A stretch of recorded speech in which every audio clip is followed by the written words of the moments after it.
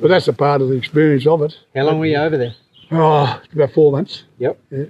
Didn't get arrested? No, been close. Been close a couple of times. Yep. Second night we were there, no, it wasn't. Might have been about third night. We went to a dance there, and there's a bloke walking around in the dance. Yeah, a real pretty girl. And Robin Yates sort of had a few drinks. He went over and took it off him. Anyway, As you do. yeah, he started yarning and he started dancing, so that was okay. Next thing is a bloke splitting like this. The bloke's walked in with one about that long and about that size, like this. Oh, yeah. And a couple of blokes grabbed him, pushed him out. And out goes Robin after he's going to fight this bloke. This bloke went bang and knocked him to the ground. And the coppers got there everywhere. And Robin went to get up, and George Williams said, don't move, you'll be shot, the copper will shoot you. Yeah. They thought he said, don't move, don't move, don't move. The copper stared with a gun on Robin's head like that. Yeah, right. So they put us, the three of us, they took us around the police station, only just round the corner. We explained it, and they said, look, just slow down, let us hear where you're from. Yeah. Slow down. Yeah. Anyway, there's a bloke there, the administrator, he said, let these boys speak. So we spoke and told him, he said, you fellas are right. Let us off. That was your second night there. Yeah, second night there. So we're coming there one time, but Jill and I had to do 2 rodeos, one at Salina, Kansas, the other one's only about 30 miles apart. I'm in the bareback ride in both places, so we had to do the first one. We had an hour and a half to get to the next one. So we had Casey Tibbs' car, who drove the other one because he was in another event.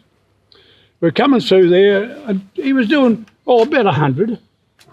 And all of a sudden... Mile an hour? Or? Yeah, mile an hour. One of them good old cars that got over there. Oh, yeah, I'll tell you what, a Chevy Impala Chevy was. Oh. Yeah. And it was motoring along. Next thing, Jesus, this is nice. There's a copper after us. And he went around us, pulled us up, another 2 behind in cars and motorbikes.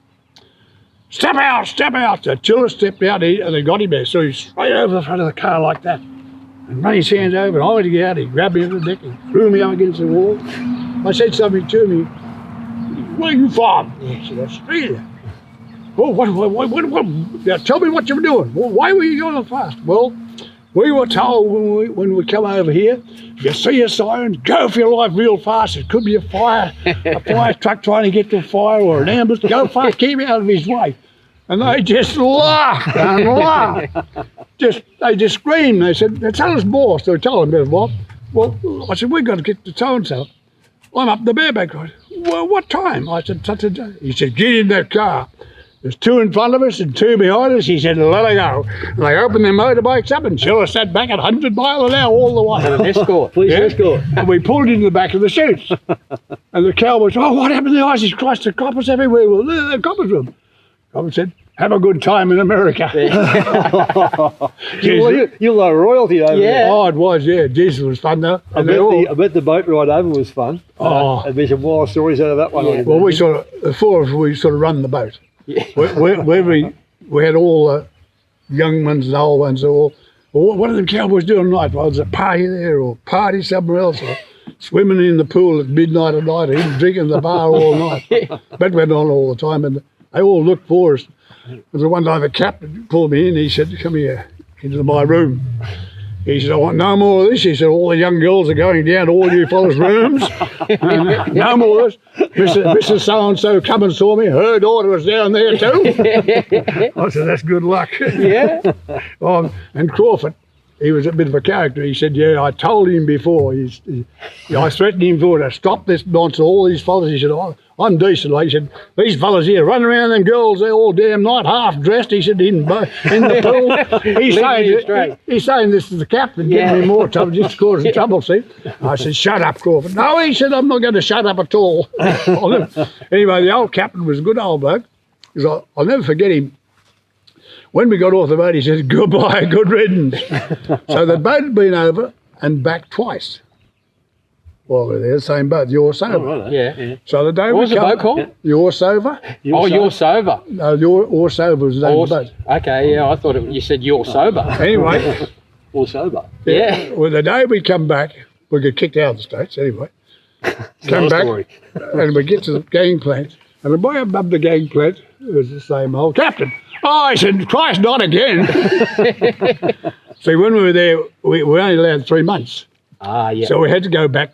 They worked it out. So we went back into Canada, in Montana, Billings, Montana, and stayed a day at another bloke's place. We got the camp again. Oh, yeah. So we get to New York, and two big guys come along and said, "Righto, we know what you've been doing. You know all." He said, "Now, this your last rodeo?" "Yeah." He said, "Now make sure you're on that boat." He said, "We'll be there to see you on it. Otherwise, we'll never allow you back to America again." Yep. And they're real nice. And they said, "Now, we're fair dinkum." We said, "Yes, we had the tickets." All he said, "I've checked all that." He said, "But you were supposed to go before." Righto. Anyway, we get a train back from New York right back to San Francisco. Standing at the gangplank next morning, here's the two big blokes. Said, "Good on you fellas, you're all allowed back in America again. There you go. Let us go." Yep. But they were good people, geez, I never met so many nice people. Yeah. And there wasn't one cowboy ever gave you a wrong thing on a horse. Yep. A rein, they'd give you a rein, they'd tell you where he turns. So they welcomed you. They didn't try to push you to the side because you're Nope. an Australian. No, they would come around and shoot the best, and not the boys, the top fellas, Yep. to make sure that you had the right saddle, set him right, you had the right rein, and he'd even tell the bloke that pulled the chute, he'd pull some horses hard, some soft, but where to pull them. Yeah. They'd tell us what they're doing, and when the horse come out, he'd do two to the left and one to the right, or go straight ahead. Yeah. He'd done it every time because they'd all been so educated. Yeah. So I'm in New York. I do a horse called Meat Hook. And I'd heard of this Meat Hook. He hadn't been ridden about 3 years. So, Casey come along. He said, "You're going home after this." He said, "Don't touch the horse. He said, leave me." He said, "We won't touch him. We won't ride him." He said, "He's crazy." He said, "He's been around 3 years." He said, we pay a kid or someone come along, we draw him, rather than you disqualify, we pay someone $20 to jump on him. All right. And then he's right. He goes out. The horse has been out. Contract can't do a thing about it. Yeah. Yep. He said, and Deb Copenhaver come along, he said, "Look, Bob," he said, "you are plain mad." He said, "He is crazy, he could kill that horse." I said, "No, he'd be right." I said, "I've never turned a horse out in my life." Yeah, well, it's okay. I'd get him saddled. He was crazy to shoot. Well, big, strong, big clubber he was. He come out, and they told me exactly where he'd go out, and he'd give me about 3 to the left, he'd turn back, he'd come back, suck back, and then he'd spin, and then he'd go in there, he'd go straight up, straight out, and land over there. Oh, this is nice. Got all that out of him. When he come out, they never said, as he comes out, you hit the ground, you throw your head straight back on your leg like that. Well, you do that, you pull your foot out at the same time as you pull your rig out, your hand out, don't you? You get your both feet up, as you turn back with it. So I pulled the foot out. So I rode him anyway, and the pickup man took me off, and the judge called me over. He said, "Come here." He said, "If you would have marked that horse out, there wasn't enough paper in New York to write that score." Right. So I said, "Oh, Harry, why do you call him Meat Hook?" He said, "Well, a man looks like a piece of meat on hook riding the horse." He was crazy, Yeah. but he's a hard horse. But you just had to loosen up and hope to God he's under you when you hit the ground. Yeah. He'd hit the ground. Zig when he zigs and zags when he zags. Oh, he'd go like that, bang, bang. What did the Yanks say when you got on him? They wouldn't get on him, but you got on him. What did they say about that? Oh, the crowd were mad. The Yanks said, "Well, you are welcome back to this country."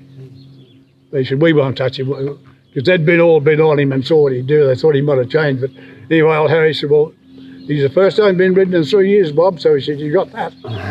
But he was a good old horse. Yep. But it wasn't a good horse. He's crazy. He's like some of our thoroughbred horses, half bad, but he was real bad. Yeah. But he was bad. He's dirty. Yeah. He knew what he was doing. All he knew what he was doing. Right? But anyway, that's one of the experiences I had with him. So back when you got back over here, Bobby, back to the rodeo ground. So how did we get started with the current venue? Well, as I said, earlier we started with this bullock ride, and the show committee saw all the crowds in that paid love it. And there's 2 or 3 blokes come along and said, "Would you run a rodeo?" I said, "Yeah, I want to run a rodeo." So we had to go to the show committee, and they said, "Well, yeah, we'll allow you, but we get the money." I said, "Oh, I don't care who gets the money. That's all organised. I'll get some people to organise." "Yeah, right, huh?" So we got on to Young and borrowed the yards and the chutes, and Neville Cowell carried them all over. So I had to find horses. I found from Wagga, and Young had horse, and only a few from Tubert. So I got all that ready, and we sat her out in the middle of the ring, cut half ring off again. It was just ordinary a steel post and hessian, and a big crowd. And they said, "Make sure you yell and scream if you see him coming, because they'll go over." Not a horse went over. Anyway, got going, a good crowd there, and they loved it. And everybody was talking about, I should have never stopped. So that's about how it started off then. And we made money out of it. But the show committee took the money, but it wasn't worrying us. Then we went on the following year and rode the game, another one in the middle of the ring. Then we said, could we have a part of the showground? They said, all right, take a part and we'll build an arena. So we went out to Broyle, we cut all 8 or 10 big lorry loads of poles and brought them in. In the middle, we made a nice little arena, which was quite good. But there's a lot of old show people, they'd been there that long, oh, it's taken the glory off us. You know, lose, I don't get the glory like I used to get. They had no glory at all, yet they were still taking the money. So we had to get a president, I meant to say earlier. So when we first rodeo run, we had to find a president. So we advertised a meeting to have take place, and Dr. O'Neill turned up. He said, I'll do it. So Doctor was the first president, Dr. O'Neill. Yep. And then the second president was Kingsley Miller. He was a show committee, but he was hopeless. And he was the fellow who had all the trouble. He's only for himself. Yep. As long as he's in the limelight, things are right. Otherwise, he didn't give a damn about anybody. But it went on, and then for 2 years, and old Ralph Ward was at Shire President, Cooter. I said to him, he's a knowledgeable man. I said, I'm looking for a good president. He said, I'll get you one. So he says, the bloke called Ken Last on the Shire. He said, good man, loves this sort of thing. So he got Ken, I introduced me to him and told him what I wanted. So he started there and he said, I'll be president. So he stayed with us. It was a success every day of the week. Yep. From there on, he was such a mighty old bloke and got on so well with other people and everything like that, and enjoyed it all. And he's a part of the whole thing. That's about, then Ken Last stayed, and then in the end he got sort of too old, so Maury Hannon come in for a couple of years, but it was gone, or, started to go a bit wrong. Then there was 48 on the committee, and 48, all good people, all hard working people, and they decided that, we want a bushy radio, we can bring all the family along, we can all go have a day out and all that. I said, well, it's a professional radio, leave it, do what you like. So I said, no, we should go to the Bushman Carnival. I said, well, I can't see what you're doing. I said, you're just going to lose all the streaks of rodeo. I said, we've run national finals, done 7 of them, all successful. One gate was $11,334 at $1 a head. So on that program there. Yeah. That's the date. That day, I'll go ahead a bit here. We had 17 buses there, 12 aeroplanes on the ground,